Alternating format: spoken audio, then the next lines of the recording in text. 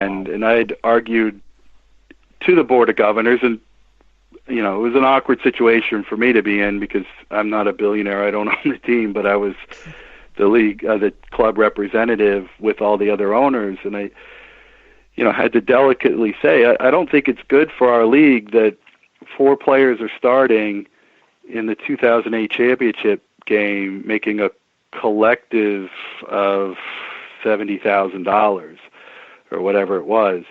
And I do think the league heard that message, and it has grown quite a bit from that point. I think the league minimum in MLS now is somewhere over $40,000, and I think that stuff is good.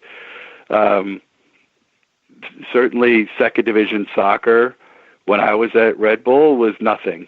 Most fans, most people in MLS knew nothing of what was going on in lower divisions. There was no coverage of the matches. Games weren't streamed or on television. Nobody was aware of any of the players. You certainly wouldn't have had players like Joe Cole or Raul or Marco Senna or Juan Arango, Giorgio Samaras playing in second division in 2008, 2009 in the United States.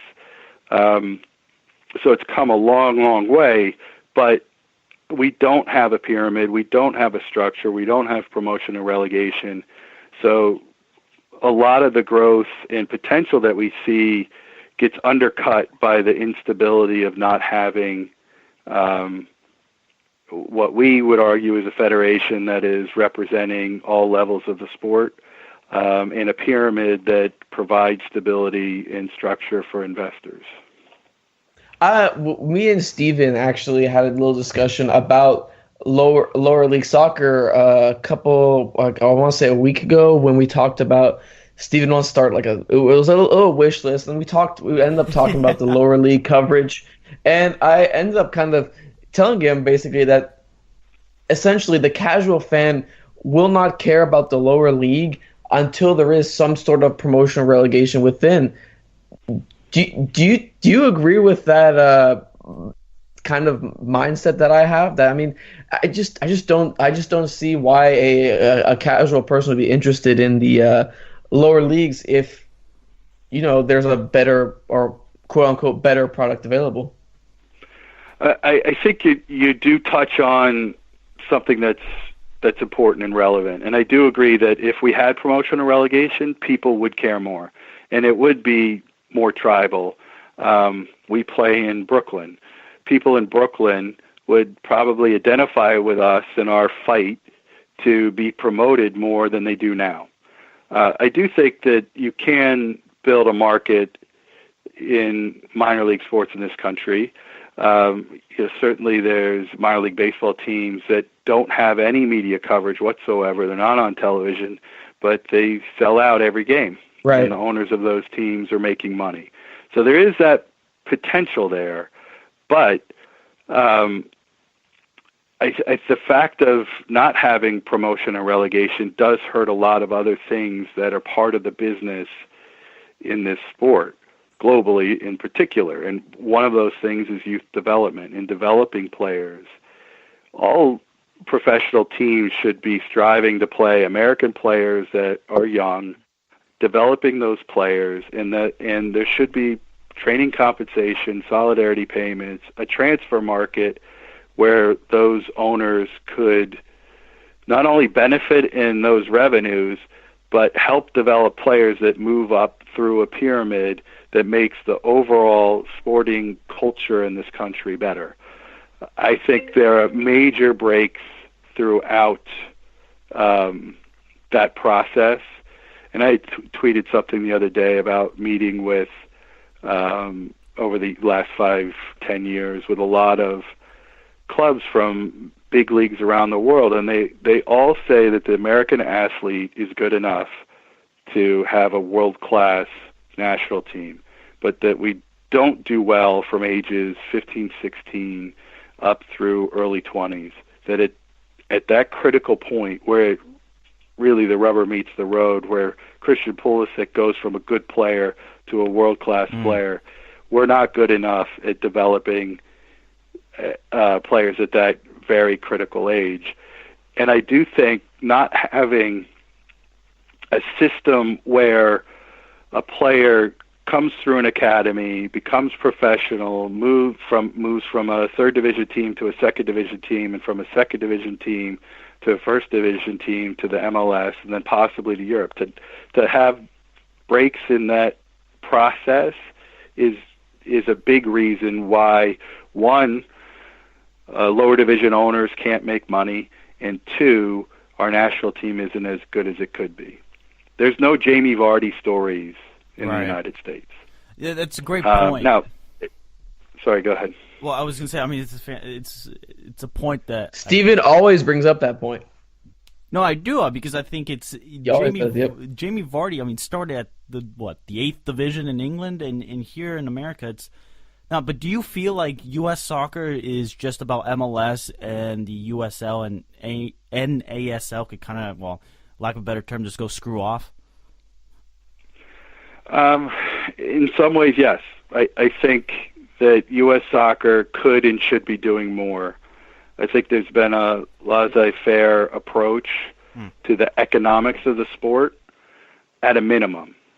At a minimum, it's been laissez-faire. And I think throughout global history, when you're talking about economics, laissez-faire approaches lead to monopolies.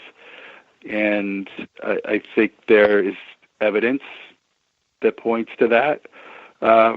And, you know, none of us want to be talking about economics and trickle-down economies when we should be talking about, hey, we're going to the World Cup and we have a real shot at winning it. Not that we qualified out of CONCACAF, but that we have a real chance to win the World Cup.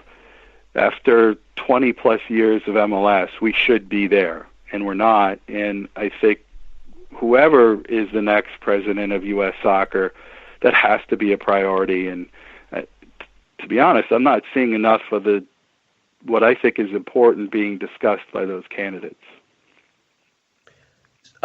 So Erik, you did talk about how U.S. soccer does have that kind of just it's not that much, I guess, intervention when it comes to the leagues, the lower leagues in soccer.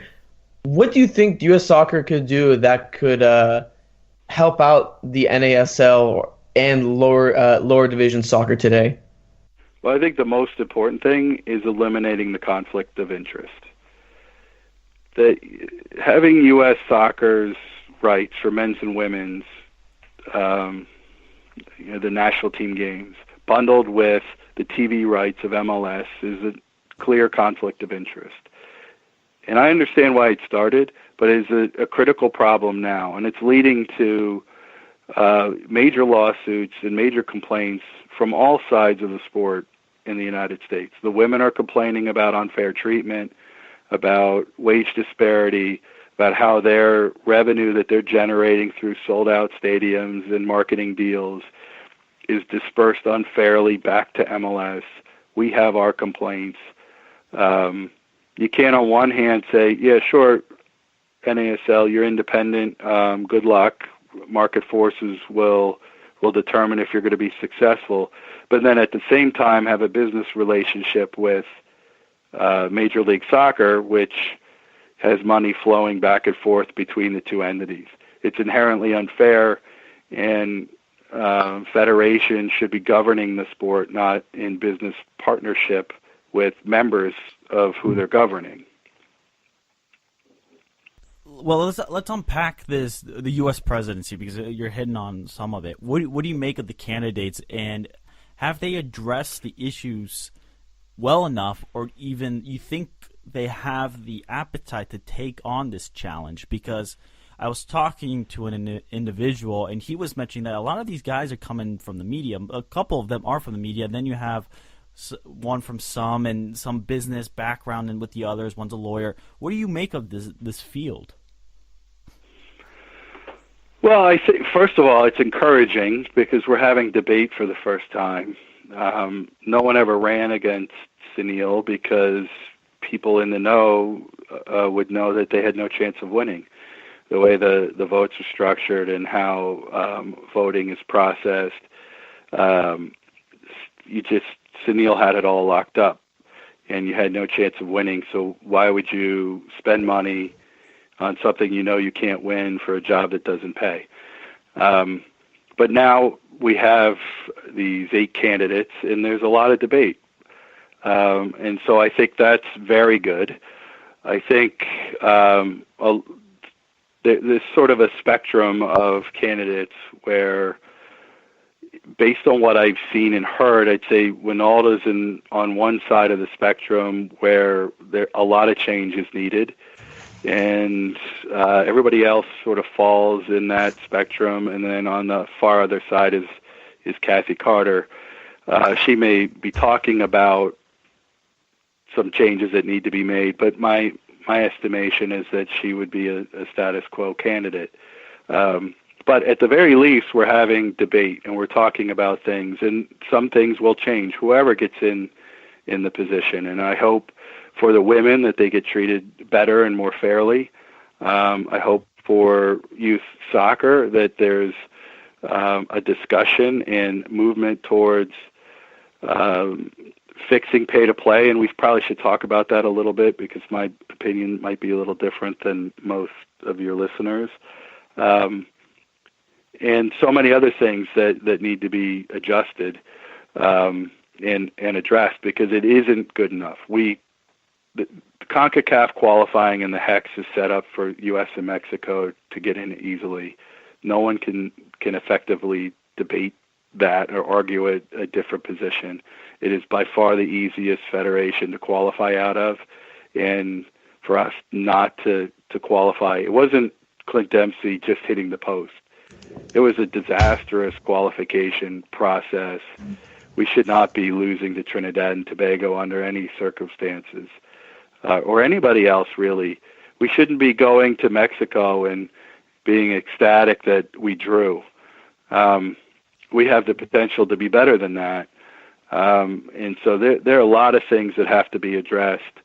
And I just hope that through these next 2 months, and then whoever gets the job, that we start fixing some of these things. So you mentioned it, Erik. Let's talk about it. What's your opinion on the pay-to-play issue? So I think there's a lot of criticism of youth clubs that have pay-to-play. And I think it's unfair in that these are private organizations. They're not getting funding from school districts or from counties or states. So it's not like in Germany, let's say, where you may have an independent club, but there's a structure around it where the federation and municipal government is participating in getting kids playing and active, whether it's for recreation or as a serious career goal. There's support. And we have those same things in the United States for basketball and football and baseball. I played Little League baseball starting when I was a little kid, growing up in Williamsport, Pennsylvania, and it didn't really cost me much. But for soccer, you don't have that infrastructure, you don't have that support, so it's a lot of these clubs are private. And when we don't have solidarity payments or training compensation or a transfer market, how are these private clubs supposed to make money and cover their costs? Some of them are huge juggernauts that are all about profits, and that I don't like. But a lot of them, most of them, are scraping to get by and doing it for the love of the sport. So this idea that pay-to-play is evil, I think it's missing the disease. It's just, identifying a symptom, but the disease is something else. The disease is that we don't have money that trickles down through the youth system that makes pay-to-play more affordable.